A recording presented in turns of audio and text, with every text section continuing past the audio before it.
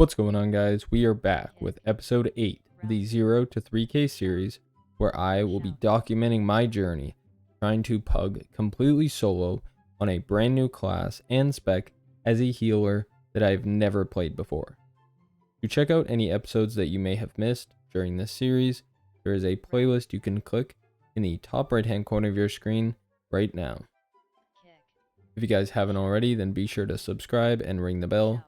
If you want to see some more of my content, then be sure to check out my Twitch at twitch.tv/Newmen_TV, or click the link in the description for WoW live streams of keys and mythic raiding. Time for another vault. Now, we did actually have a slight bug last week.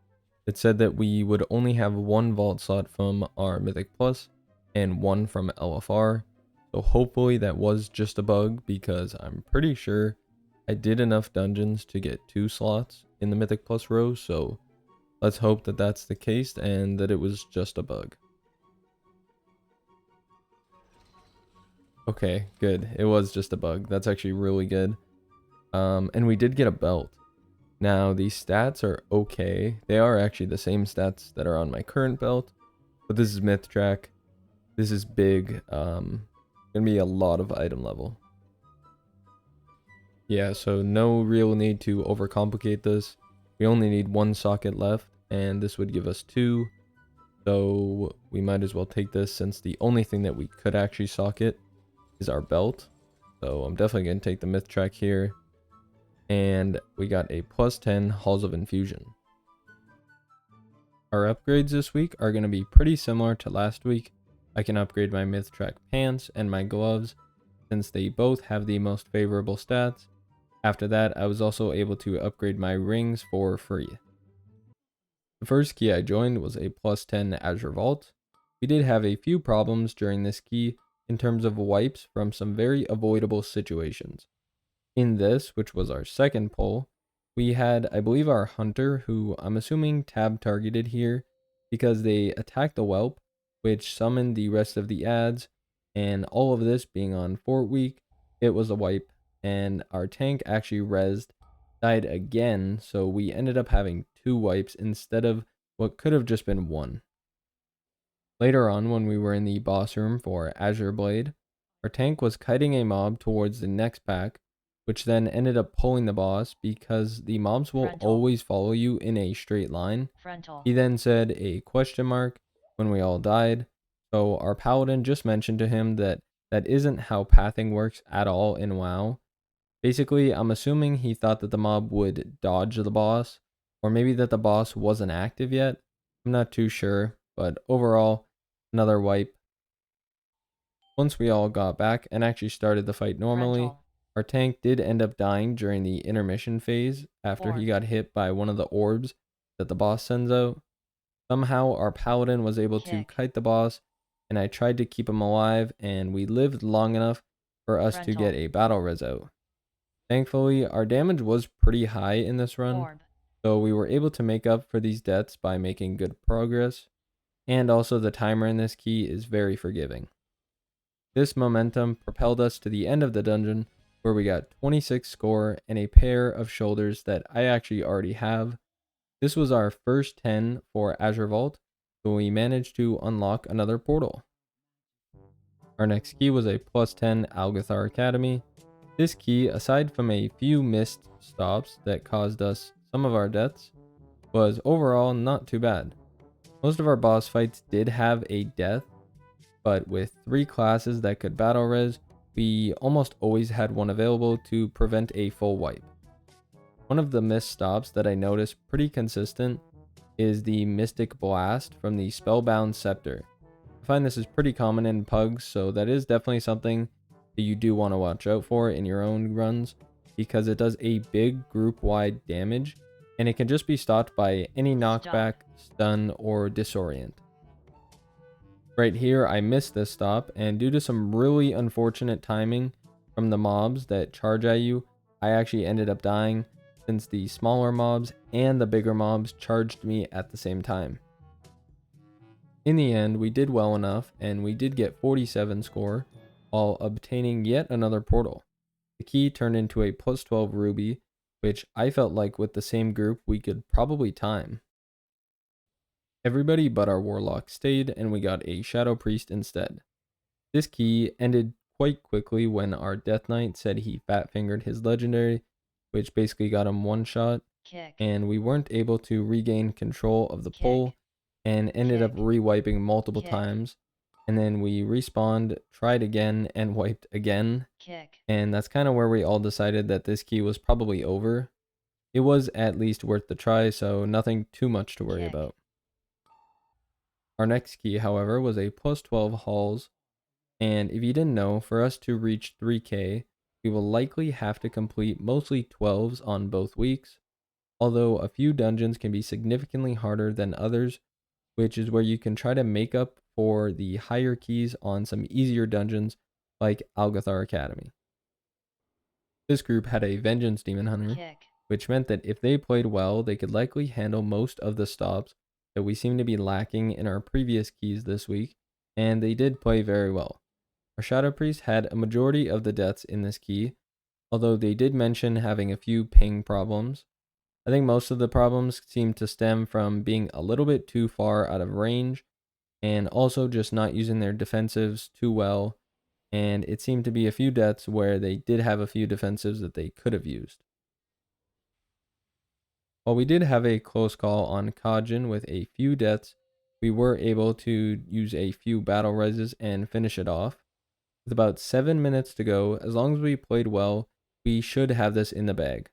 Our warlock did get hit by a wave during the intermission phase, but luckily I was there with him, so I quickly healed him up. 54 score and another portal in the books.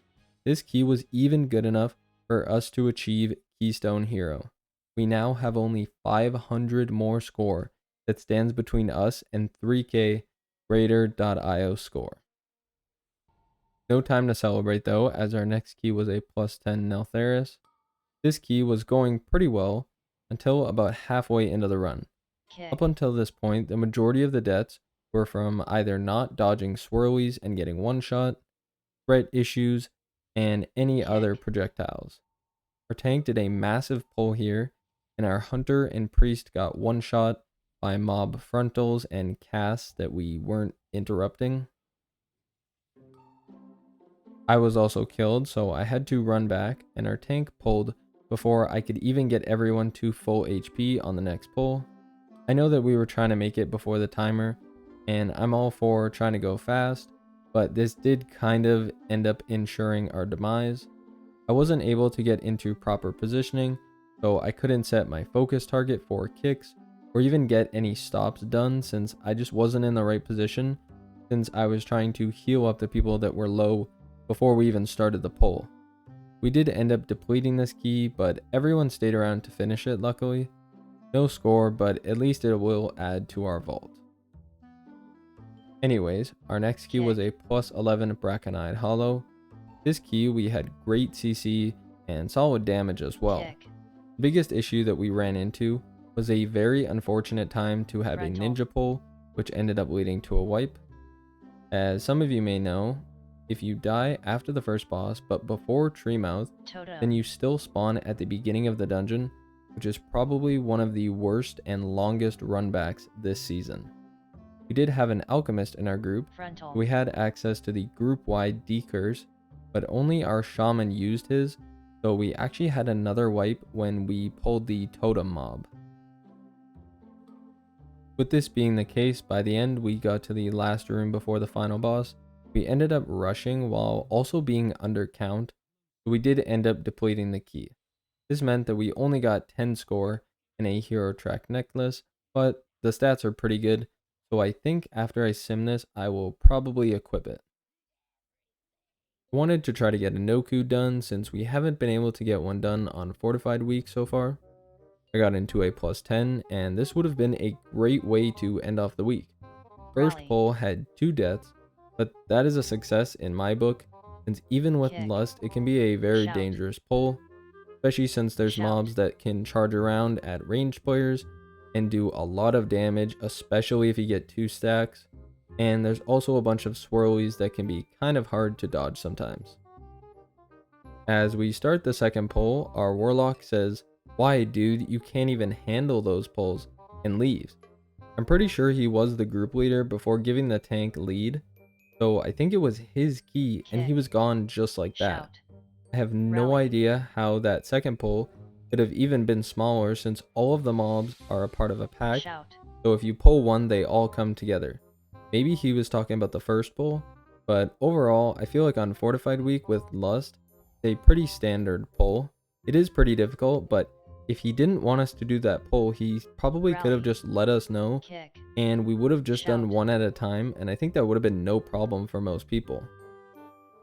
After looking around for a while, there wasn't really any other no-coots to join, so I had to do a +8. This run was very clean with only one death the entire run, which I believe was a threat issue.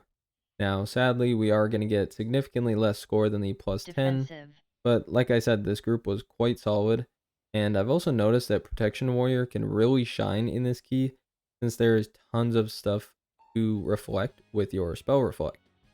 We 2-chested the key for 75 score and ended off the week at 2,628 score. Since I got the same version of my current cloak from Neltharis, but one track higher, I upgraded my current one since it was already enchanted. I also upgraded my Broodkeeper's Promise for free. We managed to get 2 vault slots from Mythic Plus this week, which is actually all we need, since we only need one more socket at this point, which is for our belt, and even if we get 2 bad options that aren't an upgrade, that still means that we get 1 socket. I'm going to end off today's episode. Thank you guys very much for watching. If there's any content you guys want to see from me other than pugging challenges, be sure to let me know in the comments since this series will be coming to an end soon. Make sure to subscribe. I hope you all enjoyed, and I will talk to you all later.